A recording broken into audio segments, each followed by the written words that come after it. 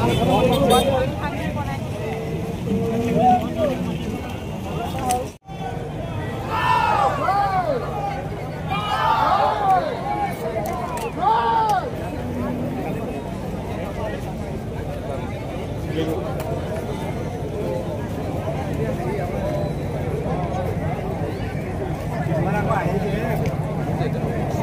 কেতিয়াও ক'ৰবাত গৈ পথ বন্ধ ক'ৰবাত ৰাস্তা বন্ধ কৰি আমাৰ মানুহক হাৰাশাস্তি কৰাৰ আমাৰ কোনো একো আমাৰ হেৰি নাছিলে, আমাৰ চিন্তা নাছিলে। কিন্তু আজি অতি দুখ লগা খবৰ। কিন্তু আমি ইয়াৰ বাবে আমি কেতিয়াও সচেতন নহওঁ।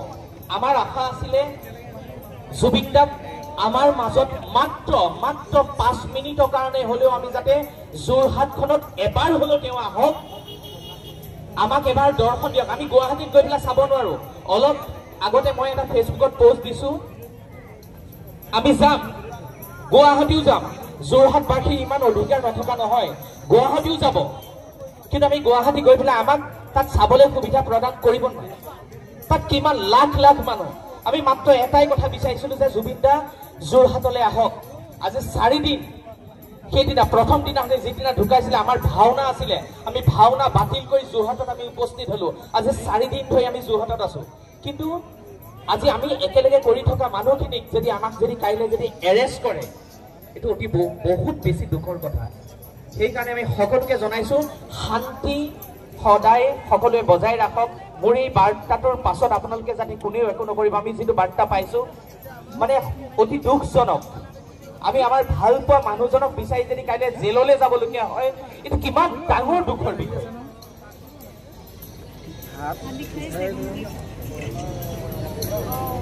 এইখিনিকে কলো। আচলতে কোনেও যাতে মানে অপ্ৰীতিকৰ এটা পৰিৱেশ কোনো সৃষ্টি নকৰে। আমাৰ জুবিন দা সদায় আমাৰ মাজত থাকিব। আমি সদায় তেখেতৰ গান, তেখেতৰ ছবি, তেখেতক আমাৰ হৃদয়ত লৈ মই নিজে আগবাঢ়ি আহিছো সত্ৰৰ ফালৰ পৰা। মই সত্ৰক প্ৰতিনিধিত্ব কৰা নাই, কিন্তু মই নিজে এজন কমলাবাৰী সত্ৰৰ বৰবায়ক। তথাপিতো তেখেতক মই ভাল পাই মই আহিছো। আজি 4 দিন আছো মই ইয়াত, 4 দিন আছো। কিন্তু জেললৈ যাবৰ কাৰণে থকা নাই। তেখেতক ভাল পাই যোৰহাটলৈ এবাৰ আনিবৰ কাৰণে আছিলো। যোৰহাটলৈ এবাৰ আনিবৰ কাৰণে আছিল। লগত অনুপ দাহঁত লাগি আছে, উৎপল দাহঁত লাগি আছে, সকলো লাগি আছে। কোনো জেললৈ যাব নালাগে। আমাক এটা অনুমতি দিব লাগে। আমি 1000খন প্ৰাইভেট কাৰ লৈ পেলাই আমি গুৱাহাটী যাম। আমাক যাবলৈ দিব নাই, চাবলৈ দিব নাই। তেতিয়া চাবলৈ পাম নাই আমি। আমাক কোনেও পইচা দিব নালাগে, যোৰহাট প্ৰশাসনে পইচা দিব নালাগে। আজি মই তিতাবৰ কমলাবাৰী সত্ৰৰ পৰা 1000 টকা খৰচ কৰি আজি 4 দিন আহি আছো। কাকো মই বিচৰা নাই নহয়, সকলো আহি আছে। আমাক পইচাৰ প্ৰয়োজন নাই। ইয়াত থকা প্ৰতিজন মানুহে পইচা দিব জুবিন দাৰ কাৰণে। ইমানেই কলো। অতি দুখেৰে জনাব বিচাৰিছো, অতি এইটো দুখ লগা খবৰ আমাৰ বাবে। কিয়নো আমি জুবিন দাক শান্তিপূৰ্ণভাৱেহে বিচাৰিছিলো। আমি কোনো অপ্ৰীতিকৰ পৰিৱেশৰ সৃষ্টি কৰা নাছিলো। আজি যিটো আমাৰ শ্ৰদ্ধাঞ্জলি কাৰ্যসূচী ইয়াত শান্তিপূৰ্ণভাৱে হৈ আছে। আমি বেলেগ বেলেগ জেগাত যিখিনিয়ে পথ অৱৰোধ কৰিছে তেওঁলোকক বহুবাৰ বুজাবলৈও গৈছিলো, কিন্তু তেওঁলোকে বুজি নাপালে আমাৰ কথা। আমি এটা কথা কৈছিলো যে জুবিন দাক যোৰহাটলৈ আনিবলৈ অভাৱ, পইচাৰ যদি অভাৱ, আমি যোৰহাটবাসী ৰাইজে হেলিকপ্টাৰৰ খৰচ বহন কৰিম। কিন্তু তাৰ পাছতো কিন্তু আজি পৰ্যন্ত এতিয়ালৈকে কিন্তু তেওঁলোকে কোনো ডিচিশ্যন নললে।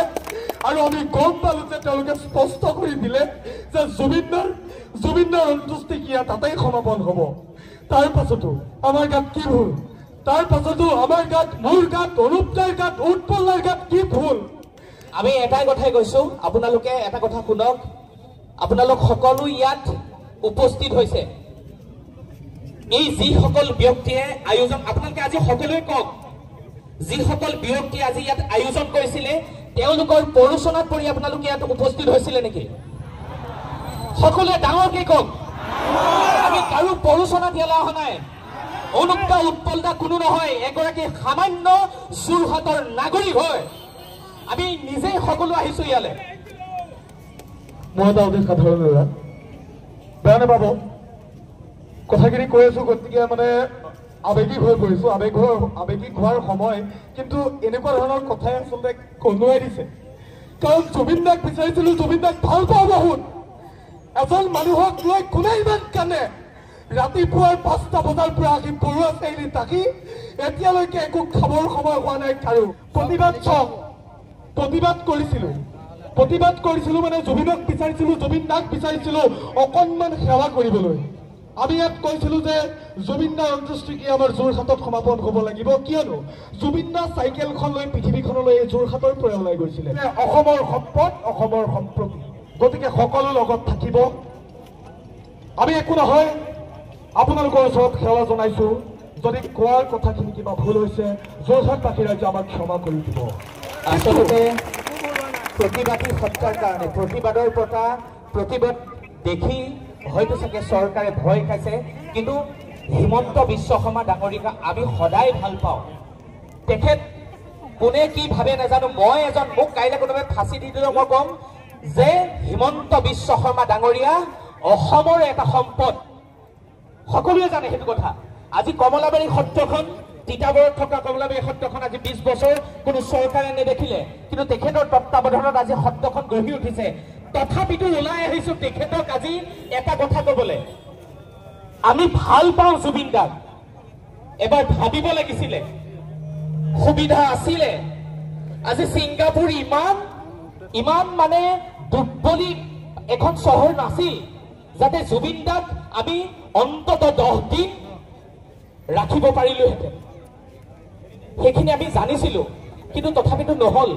হয়, জুবিন দাৰ এতিয়া যিটো অৱস্থা হৈছে, তথাপিতো আমি সকলোৱে সেইখিনিও আমি মানি লৈছোঁ।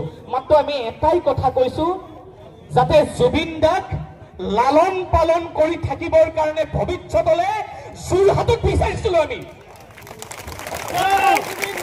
জুবিন দা আমাৰ সন্তান, যোৰহাটৰ সন্তান। আমি সদায় যাতে জুবিন দাক দেখিছোঁ। আজি ভূপেন হাজৰিকাদেৱৰ তেখেতৰ আজি শেলাই ধৰিছে তাত, কিন্তু জুবিন দাক আমি কেতিয়াও শেলাইৰে নাৰাখিলোহেঁতেন।